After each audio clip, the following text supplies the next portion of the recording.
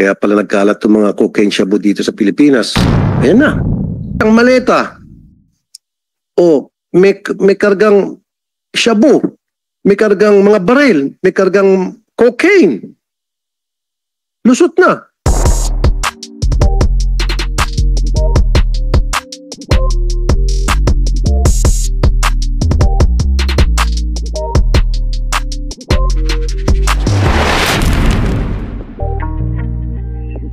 Ng barko, sir. Okay, yung mga boarding inspectors po natin, Your Honor, mag-conduct po ng boarding formalities, and they would request for a hard copy of the manifest. So manifest ng goods. So usually pag mga dredger po, Your Honor, wala pong laman niya. So nilalagay lang po ng nil cargo. So pagkatapos po nun, i-clear na lang po ng customs yung kasi sa goods lang naman yung usual na concern po ng customs. Okay na yun. Yes, Your Honor. You sure, lahat na? Yes, Your Honor. Susunod na po doon kung magbabayad po sila ng duties and taxes, ibang process na rin po nun, Your Honor. Kung magbabayad sila ng duties and taxes. Yes. So how would you know whether a crew or some of the crew needs to pay taxes, duties and taxes? Pag may makikita po doon sa lobby, Your Honor, na dutiable, Paano po na makikita? Paano nyo nakikita yun? kasi po i-inspect po yung buong vessel po, Your Honor, kung meron siyang mga goods na karga. So ililist po yun. Inspect nyo. Opo, Your Honor. Yung mga maleta in-inspection nyo. Usually pag mga personal na luggage po, hindi na po nasasama po yun. Hindi na. Kunyari, meron pong malaking maleta, personal luggage, hindi nyo na-inspect, syempre, sabi mo. Tama. Hindi na po Hindi na. pinapasok. Paano kung punong-punoy ng cocaine at shabu? Your Honor, pag mga ganun po kasi, based na dun sa human intelligence po yun, Your Honor, kung... No. Tinuturo mo agad yung responsibility nyo sa ibang ahensya na dapat in-inspect nyo yung luggage. Kasi sabi mo, wala na inspection pag personal luggage. Tinitingnan nyo lang yung barko kung meron dapat mga bagay doon na taxable or kailangan magbayad ng duties. Hindi mo na in-inspection yung mga maleta. Now, paano nga kung merong bomba doon, may baril doon, o merong shabu o cocaine doon? Lusot na.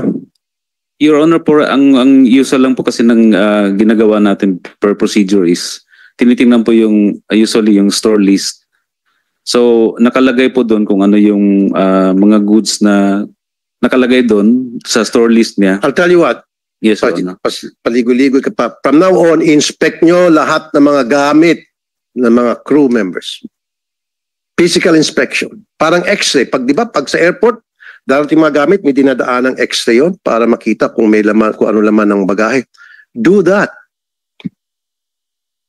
Kasi pwedeng isang maleta may kargang shabu, may kargang mga baril, may kargang cocaine. Lusot na.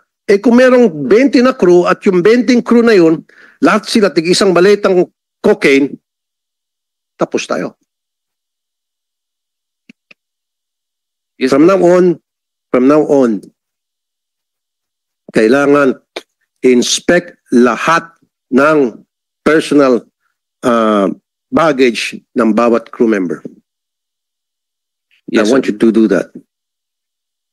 Okay? Yes, Your Honor. Nandito pa yung DOTR? DOTR, I would like you to coordinate with the Department of Justice kasi under sila sa DOJ. Coordinate with Secretary Boying Remulla para masiguro na susundin nila itong direktiba ko. Okay. Kaya pala nagkalat yung mga cocaine shabu dito sa Pilipinas. Ayan na. Makakalusot. Kung 50 crew tapos 50 maleta, kinargahan ng cocaine, kinargahan ng shabu, o di ilang kilos din yan. Daan-daang kilo na yun. Okay, next. Immigration. So paano niyo po na-account yung mga pasahero? Pinapapilan niyo? Tinatawag niyo sila, pila kayo dito, gano'n? Yes, Your Honor. Okay. Ano yun? Pipila sila sa harap ninyo? Saan banda doon? Usually sa master's deck. May Master's deck po na ina-assign. So ng nag-aantay kayo doon master sa for that. master's deck, tapos sabihin yung kapitan, tawag lahat ng mga crew nyo. Tama? Yes, Your Nag-aantay Honor, kayo we doon sa muster master deck. in all Okay. the crew. So darating yung isa-isa, yung crew members, tapos bibilangin nyo, susulat nyo sa papel, titingnan nyo yung mga pangalan, ibabangga nyo sa manifest, and then doon sa passport. Correct, Your Honor. Pag nakita nyo na tumutugmay na sa manifest, sa passport, saka yung physical, yung visual nakita nyo, they were physically there, alis na kayo. Yes, Your Honor. Ang daming butas. So you don't do physical inspection. Paano kung may nagtago doon sa engine room? Ang dideklara lang 20 o 20 kaming crew. And then yung pala may 50 ang nagtago doon sa engine room. Lusot sila.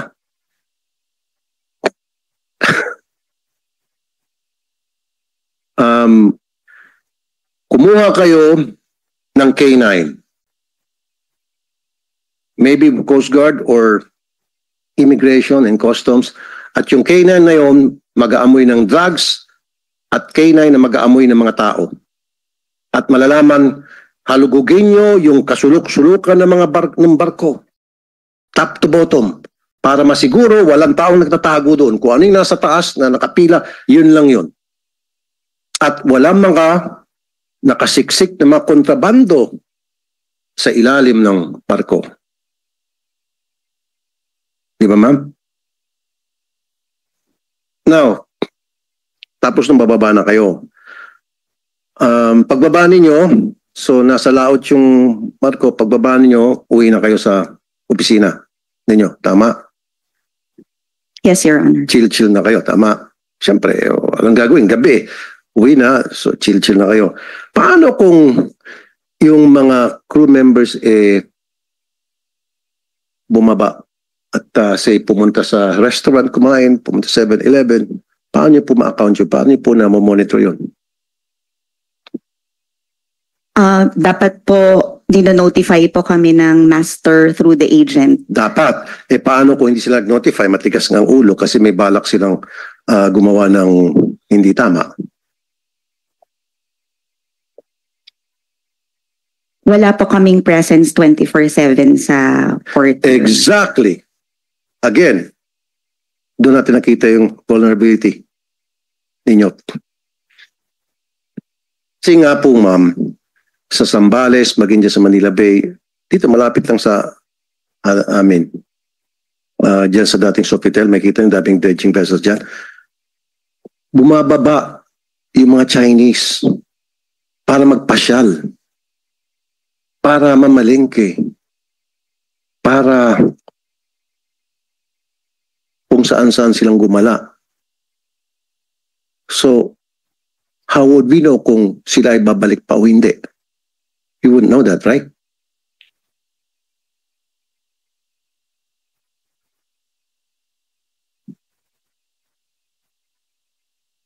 Your Honor, usually nalalaman na lang po namin kapag magde-depart na yung barko. Kasi ang minomonitor po namin is yung crew changes. Like yung number, yung dineclare nila na umakyat, yung nag-join na crew, Right. and then versus yung mga bumaba po at nag-sign off na po from their contract So, po sa barko. Kaya nga, pag alis na ng barko, babalikan nyo sila. Siyempre magpapalam sa inyo na paalis na sila.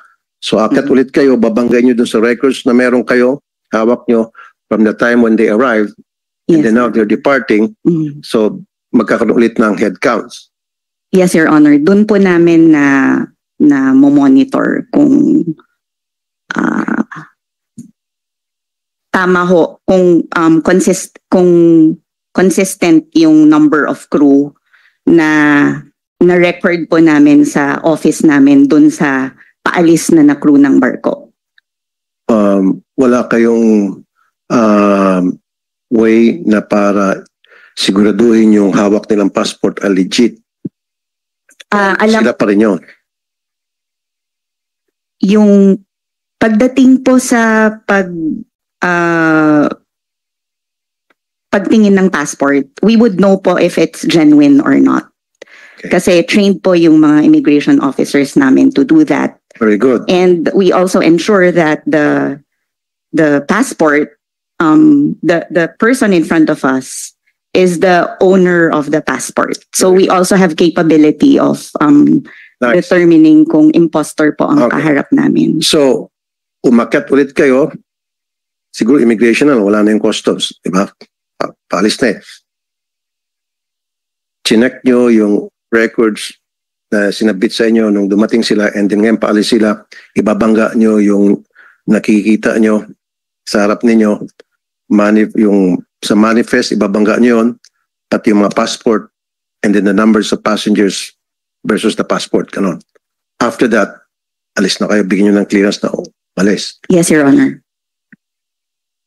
So, alimbawa, 20 yung pasahero, yung crew, nung dumating, and then akyat kayo, binilang nyo 1, 2, 3, 4, 5, 6, 7, 8, 9, 10, 20. 20 palis, tumutugma, larga na. Yes, Your Honor. Paano kung pag-alis ng barko, hindi lang pala 20, kundi 40 na ang sakay noon? At kasama dun, at yung 20 na sakay doon, ay mga kriminal sa Pogo na may mga tinatakasan na kaso rito or any criminals for that matter. Sumampa doon, sumakay doon sa barkong yon para makatakas na. So, wala kayong capability na para malaman nyo. We conduct a derogatory checking, Your Honor. When you say derogatory checking, Per all arriving and departing crew. ano nga po yung and derogatory passengers. checking? Kung meron po silang whole departure order or alert lists coming from intelligence agencies, Your No, Honor. that's not what I meant. Ang ibig sabihin, wala pala kayong ginagawang physical inspection. Every day, Your Honor, sa barko. Hindi, yung paalis na, pag umalis na yung barko, wala kayong ginagawang inspection. We do, Your Honor. Physical inspection. Yes, Your Honor. Hinahalughog nyo yung barko? That admittedly, Your Honor, hindi po namin nagagawa. Yung paghalughog sa lahat ng parts ng barko. Exactly. Yan nga sinabi ko. Kung 20 yung crew na dumating, yun yung bilang ninyo, and then pag alis, binilang nyo 20 pa rin yung paalis, clear yung mga documents, larga na. Paano nga kung yung 20 na crew kinargahan? Or ibig sabihin, yung barko na papaalis na 20 yung crew ni register nung parating, pag alis, naging 40 na kasi, pero yung 20 ay tumago na sa kasuluk-sulukan ng barko. At yun ay mga kriminal na patakas. You won't have the capability to know that.